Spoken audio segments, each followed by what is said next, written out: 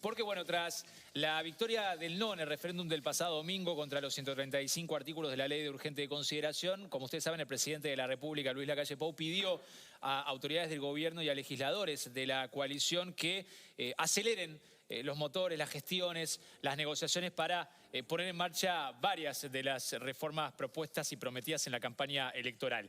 La vicepresidenta de la República, Beatriz Argimón, se reunió ayer con la coordinadora de la bancada del Frente Amplio, Lilian Quechichian, para establecer justamente las prioridades a nivel legislativo, y antes lo había hecho con los integrantes del oficialismo. Para conocer un poco más acerca de las prioridades del gobierno en cuanto a reformas en las que se quiere avanzar, estamos ya recibiendo al senador del Partido Nacional, Jorge Gandini, que nos acompaña esta mañana en nuestro programa. Bienvenido una vez más, gracias por acompañarnos. Un gusto estar con ustedes esta mañana. Bienvenido, gracias. Bueno, un placer como siempre, senador.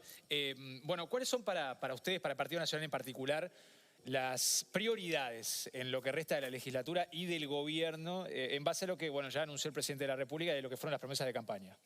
Avanzar en reformas. Creo que el gobierno fue confirmado en el rumbo que ha tomado y hoy hay que avanzar en algunas de esas reformas que no requieren ley, que son resorte de las autoridades ejecutivas, por ejemplo la reforma educativa. Hay que ponerle mucho contenido. Es un sector que ofrece muchísimas resistencias a los cambios, debe ser el más reaccionario que existe en el país, cuando tenemos que entrar a los contenidos de la educación y a las relaciones de poder dentro de la educación pública. Y eso básicamente tiene un marco formal y legal ya aprobado, y es resorte de las autoridades educativas ponerlo en marcha, más allá de las resistencias, no diría de los docentes, sino de los sindicatos, que le ponen a la misma. Pero ese es un debe importante, hay que mejorar la calidad educativa y enfrentar lo que no tiene conforme a nadie, que son los resultados que tenemos. Tenemos un pendiente muy importante, que es la reforma de la seguridad social.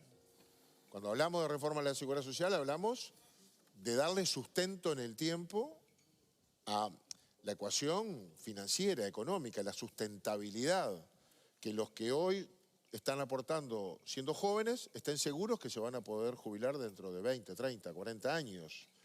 Y eso requiere medidas que lo hagan sustentable en el tiempo.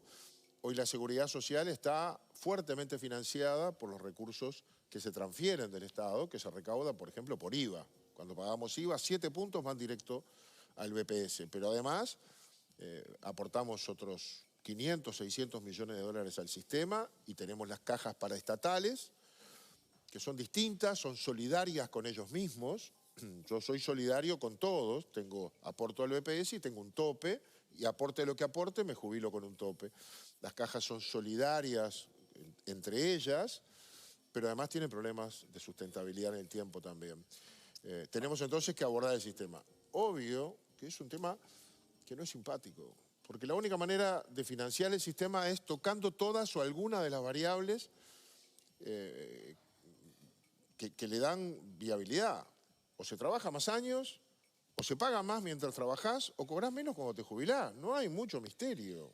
Si querés sustituir transferencias que hoy son importantes y que el sistema te asegura que van a ser vigentes, más importantes después. Ahora, para el tema en particular, este último, de la reforma de la seguridad social, es un tema tan importante como usted dice, y tan profundo, y que va a afectar a las generaciones futuras, que es indudable que para lograr avanzar tiene que haber acuerdos entre todos los partidos políticos. O sea, no tenga duda. En particular con la oposición. ¿Ustedes consideran que ahora, después del referéndum y tras la pausa que generó la campaña electoral, se puede avanzar en un mayor diálogo en particular? Porque en el tema de lo que dio la comisión de expertos, no había mucho acuerdo con la oposición.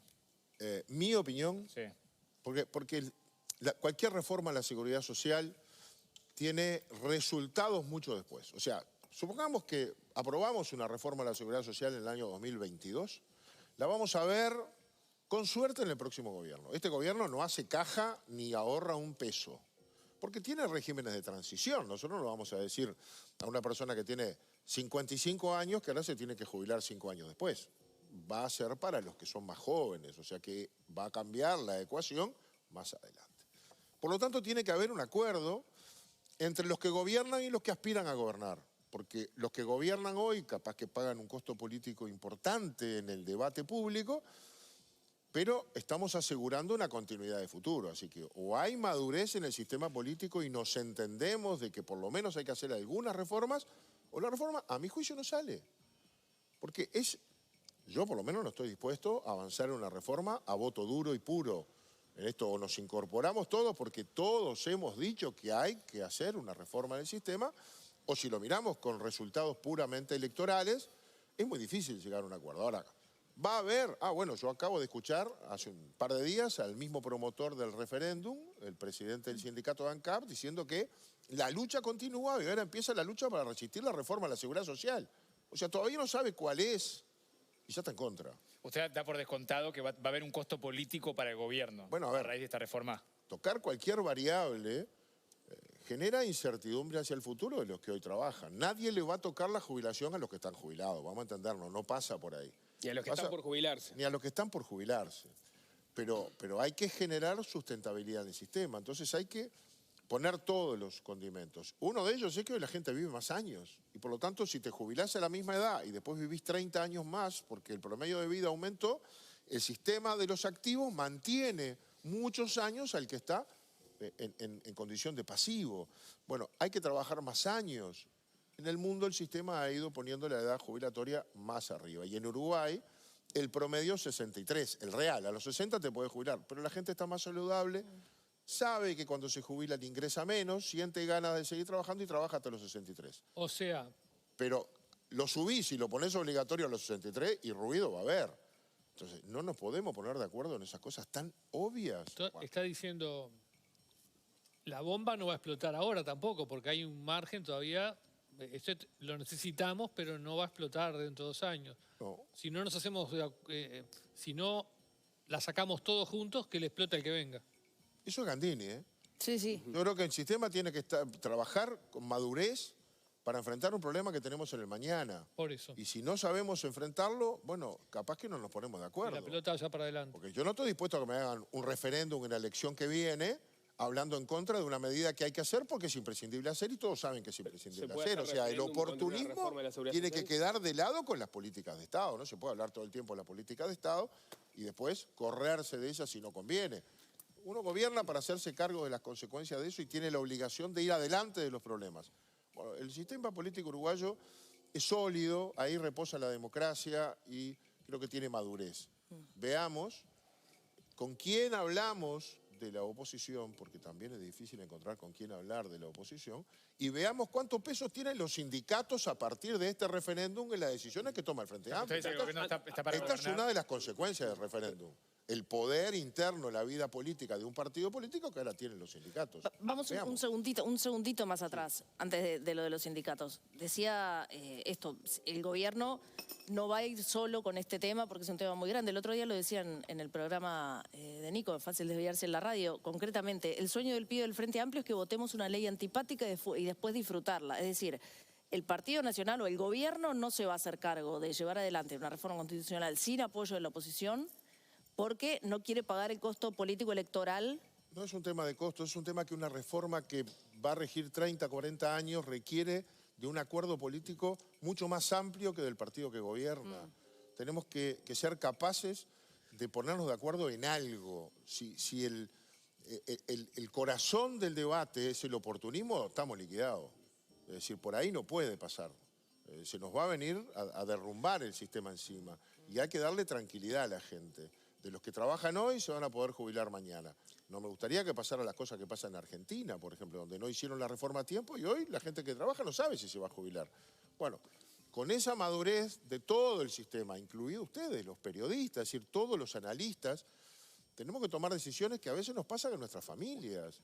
Todos sabemos que tenemos que hacer a veces, tomar algunas medidas que en el corto plazo no son buenas, pero miramos más adelante. Bueno, yo creo que ese es el ambiente que nosotros tenemos que instalar. Después del referéndum, que polarizó mucho las posiciones, y con la intervención de un movimiento sindical que descubrió que por la vía de la movilización y el conflicto puede parar al gobierno, que fue lo que intentó, bueno, a lo mejor el ambiente, tenemos que trabajar mucho para generar ese ambiente de madurez y poder hacer la reforma. Creo que hay que hacer la reforma y que agotar todos los caminos para hacerla. Pero también advierto eso. La segunda cuestión es que toda reforma de la seguridad social es viable en tanto se hace lo más lejos posible de la próxima elección. Y ya consumimos, la pandemia nos llevó a ir postergando, consumimos los 2 primeros años y ojalá en este podamos estar resolviendo el problema, porque el que viene ya es el 23 y el 23 empezamos todos a sacar la calculadora. Entonces, creo que tenemos que apurarnos para buscar un consenso, si no es exactamente el que el Poder Ejecutivo manda, porque el Poder Ejecutivo es mano, cualquier reforma de la seguridad social requiere iniciativa del Poder Ejecutivo. Sabemos que no se puede recurrir por referéndum, está impedido por la Constitución, pero cuando está cerca una elección se transforma la elección en referéndum. O sea que acá nadie es tonto, todos sabemos que tenemos un problema y tenemos que priorizar la solución al problema. Ahora, una duda que a mí me quedaba cuando usted planteaba esto en Fácil Desviarse es si esta es una advertencia que usted le hace al Frente Amplio para que se enfoque efectivamente en encontrar una solución conjunta, o también es una advertencia que hace a título personal Jorge Gandini a la coalición y al Partido Nacional y al gobierno en particular, porque estaba la impresión, usted de hecho me parece que tiene una interpretación distinta, de que el gobierno iba a ir para adelante, iba a intentar acordar con el Frente Amplio y si no, por un sentido de la responsabilidad, llegó a decirlo en algún momento el presidente, se iba a seguir para adelante y se iba a hacer la reforma porque se entendía que era imprescindible hacerla en este periodo de gobierno. Entonces, ¿usted está hablándole al Frente Amplio o también le está hablando o al presidente, al gobierno? Yo no soy quien para hacer advertencias a nadie. Hago un análisis en el contexto de la salida de un momento muy difícil que tuvo el país, que fue el del referéndum. Y estoy diciendo, hay una agenda, este tema es prioritario en la agenda, pero el país necesita que todos los partidos políticos se hagan cargo de su cuota parte de responsabilidad, porque el problema está. Lo votemos a favor, lo votemos en contra, el problema lo tenemos ahí. Seamos lo suficientemente responsables todos. Y no le hago de advertencia al Frente Amplio, pero le digo al Frente Amplio, trabajemos juntos en esto. Y yo lo hago porque escuché al presidente de FANCAP y convocó a la lucha. Y convocan a que el 1 de mayo este sea el gran tema. ¿Por qué? Porque necesitan un enemigo permanentemente.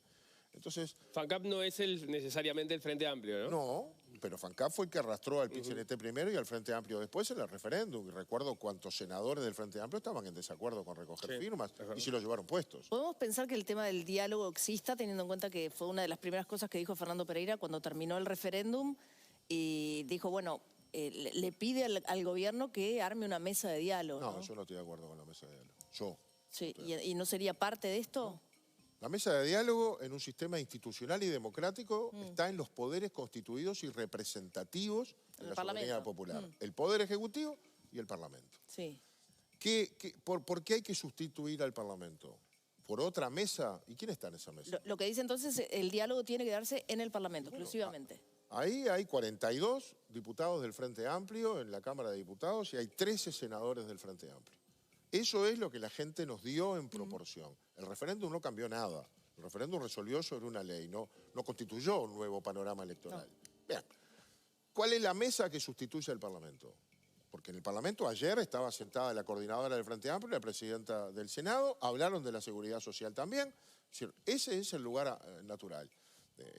De aquí al lunes vamos a tener una cantidad de reuniones. El lunes tenemos bancadas de los senadores blancos, tenemos directorio de mañana, el Frente Amplio las tiene, va a haber coordinación, vamos a fijar los primeros temas. Entonces, ese es el ámbito natural. ¿Qué otro hay que tener? No puede haber un diálogo, no, pero a usted no le parece que también suma, no sustituir, sumar capaz que un diálogo entre los partidos políticos con el gobierno, con el Poder Ejecutivo, o sea, no puede haber también ahí... Eso es habitual, el Parlamento... Es habitual. No, pero fuera del Parlamento, o sea, aparte del Parlamento. Pereira habló de un diálogo social. Bueno, ahí está, y ahí entramos. O sea, hacemos una mesa de diálogo donde le damos voz al mismo nivel que la democracia representativa al movimiento sindical. Esa es la jugada. Y a los empresarios, en este caso. ¿No? No, seguro que bueno, en el diálogo social lo mencionó explícitamente Pereira cuando vino. No. La idea es que haya un lugar que desplace el eje del debate soberano que está en el Parlamento hacia un espacio de acuerdos fuera de ese, donde intervienen... O sea, yo creo que... Lo propone Manini también cuando habla del Consejo Económico, en el cual se parece mucho. Eso sigue siendo institucional y es probable que sea necesario. No es la intención del movimiento sindical. La intención del movimiento sindical es tener voz y voto en algún lado. Entonces, Mientras muevo en la calle, me voy a negociar. No me dan corte, muevo más. Es cambiar el eje. A ver, yo creo que el Poder Ejecutivo tiene que hablar con la sociedad, y lo hace.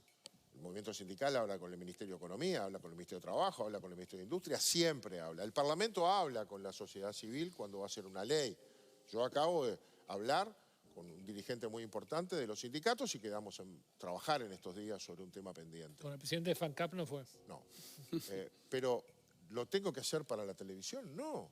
Lo tengo que hacer precisamente en el diálogo habitual que tenemos, que discutimos muchas veces y nos vamos poniendo de acuerdo. No tiene por qué ser público, pero se hace mucho más de lo que parece. Y después yo me quedo con deberes, hablo con el Poder Ejecutivo, el que habla conmigo va y mira cómo están los sindicatos y vamos llegando a cosas. El diálogo existe. Me parece que ese es el diálogo natural, representativo, institucional. No me parece que haya que entrar en desplazar el eje de la convivencia democrática del ámbito donde está la representación de los partidos políticos por la ciudadanía a otro lugar donde ahora se nos dice no se puede gobernar dándole la espalda a la mitad del país.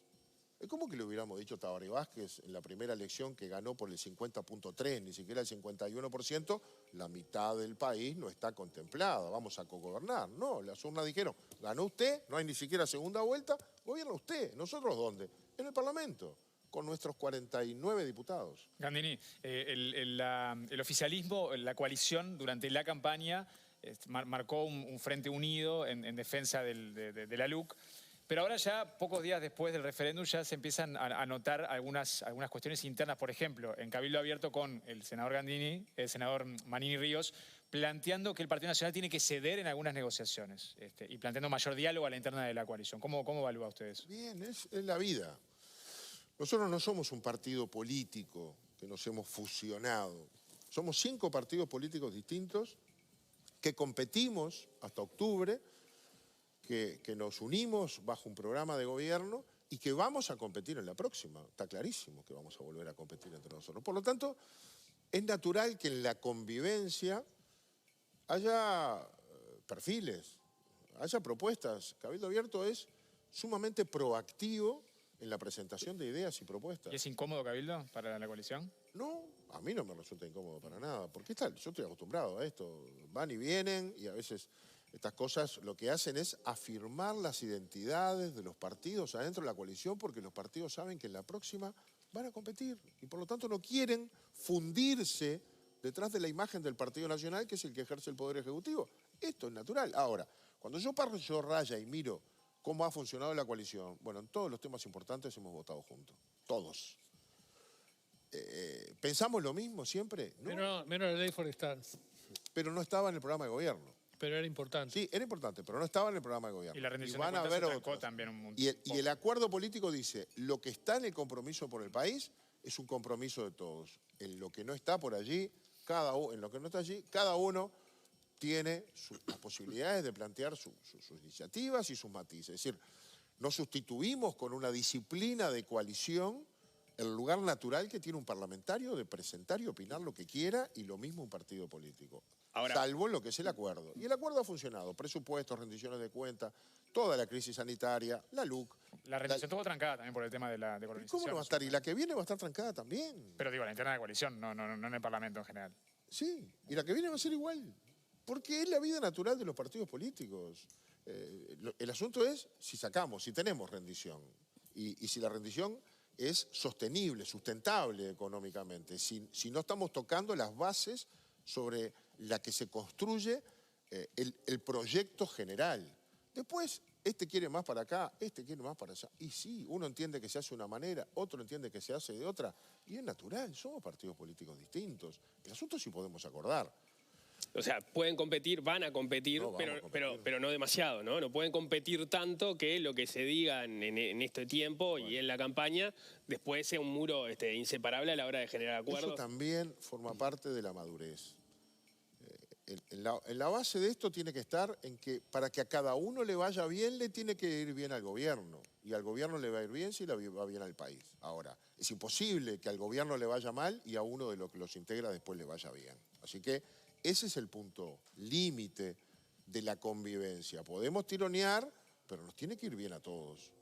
Porque si tenés la oposición adentro, está complicado. Pero además, si un partido político se sale de los acuerdos, de los que están en la coalición, termina votando con el Frente Amplio, ¿no? No hay manera. Es bipolar el Parlamento, es binario.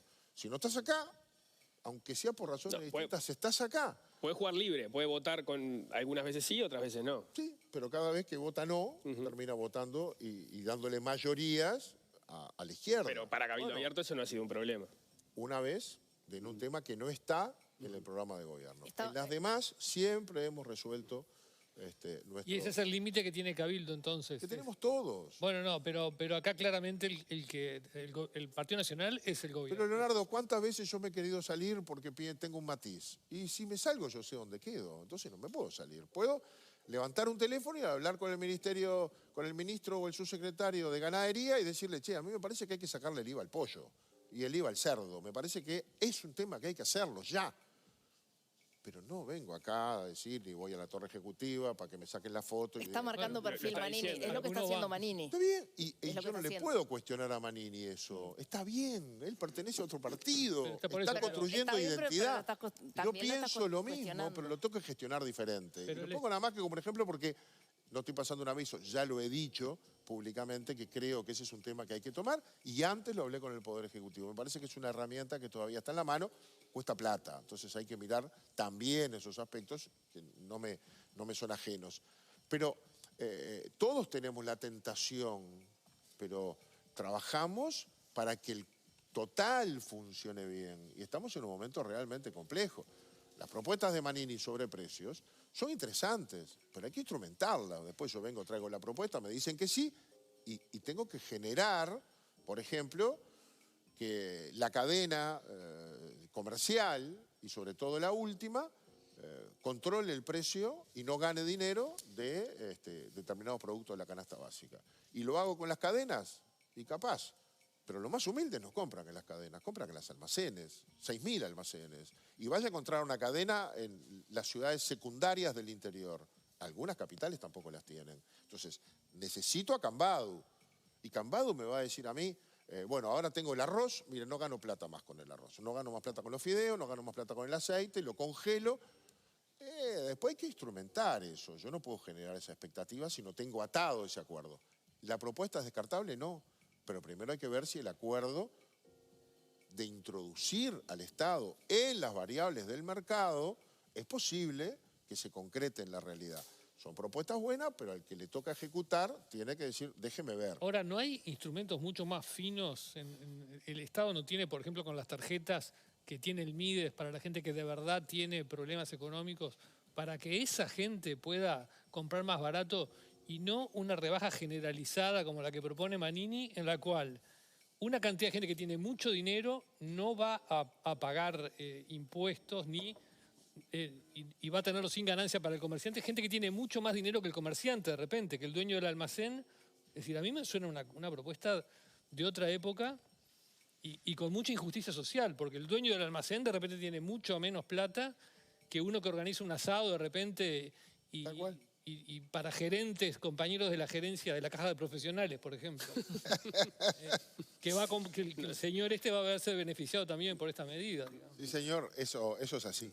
No creo que coman los cortes estos que van a ser rebajados igual, ¿no? Además, Pero arroz van a comer, ¿no? ¿Qué cortes? Bueno, el asado. El asado de tira. Pero viste que el asado está. Exacto. No es un buen ejemplo, porque asado comen... No es un buen ejemplo. Asado comen todos. Asado Comemos todos, y arroz también, y una cantidad de cosas No también. podés bajar el precio de la carne picada, porque en el corte el IVA de la carne picada se termina diluyendo y ahí se te queda en el camino. Pero el de la carne con hueso, en particular el asado, lo podés hacer. ¿Lo podés hacer con el pollo y el cerdo? Yo creo que sí. Es una renuncia importante, pero es una proteína de consumo habitual. Está bien, pero es fácil sustituir. La renuncia del Estado es una cosa. Pedirle al comerciante pequeño que no... Yo comparto. Eso me parece... Yo comparto. Y comparto que en las tarjetas podés focalizar mucho más Eso es hacia justicia social. dónde vas. No solo con las tarjetas del Mides, también con la compra con la tarjeta de débito podés focalizar algunas cosas porque te permite decir, esto el IVA no lo paga si lo paga con tarjeta, ¿no? Como ya hay algunas renuncias ahí de puntos de IVA según se consuma hoy, turismo, hotelería. Entonces ahí no hay IVA. Se termina abril y va a haber IVA, ¿tá? Lo focalizaste. Bueno, hay que explorar algunas de esas cosas. Me consta que el Ejecutivo está trabajando en esas cosas porque hay primero una sensibilidad social. Hay que tratar de compensarle a los sectores más vulnerables el aumento de precios en la canasta básica, porque la canasta básica de alimentos para los que ganan menos forma parte del 50% de sus gastos. O sea, le impacta mucho. A los que tenemos mejores sueldos nos impacta mucho menos. Porque bueno, al final yo gasto el 20% de mi salario en comer. Entonces me impacta menos, pero al que gasta el 50 o el 60% de su salario en comer le impacta mucho. Así que está bien que nos focalicemos allí. Pero esto mismo le está preocupando al gobierno cuando mira la macroeconomía, porque le está generando inflación. Y esa inflación, primero, la pagamos todos. Segundo, te mueve las variables. Y además genera más atrasos, más pérdida salarial, que es un problema que a conciencia se resolvió en el momento más difícil de la pandemia. El sector privado acordó entre empleo y salario, priorizó empleo y detuvo el salario. Eso fue en los consejos de salario. Y en el sector público hicimos un acuerdo con COFE. En lo que no nos pusimos de acuerdo era cómo era la recuperación. Queríamos, yo incluso, ponerle cuánto porcentaje en cada año hasta el 2024 recuperábamos la pérdida. Pero en la pérdida nos pusimos de acuerdo.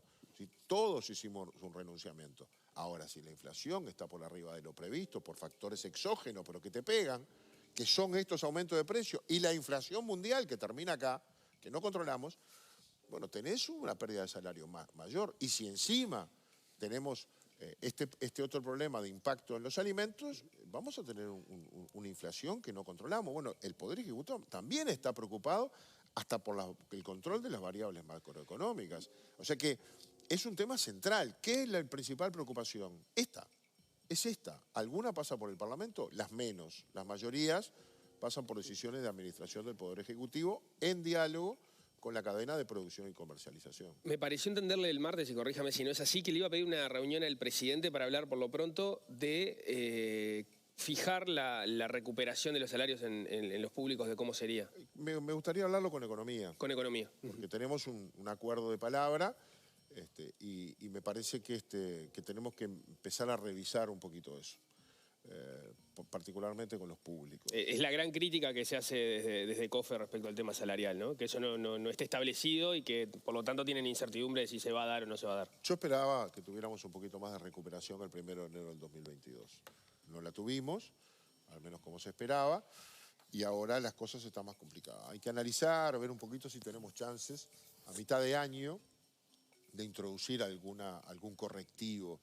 Eso tiene que ver mucho con la recaudación de caja y las decisiones que se toman. Hay que mirar el global. Si uno dice, intervengo en el mercado del combustible y subsidio, obviamente que estoy usando recursos, ¿verdad? Podrían ir de la caja de ANCAP a rentas generales. No, se los consume todo ANCAP. Entonces, hay que mirar las variables generales a ver cuál es el margen. Pero creo que la sensibilidad sobre el tema salarial la tenemos que tener. Tenemos que focalizar el esfuerzo en distribuir un poco mejor los ingresos de una economía que venía mejorando. Hay que ver si todo esto no nos complica, ¿no?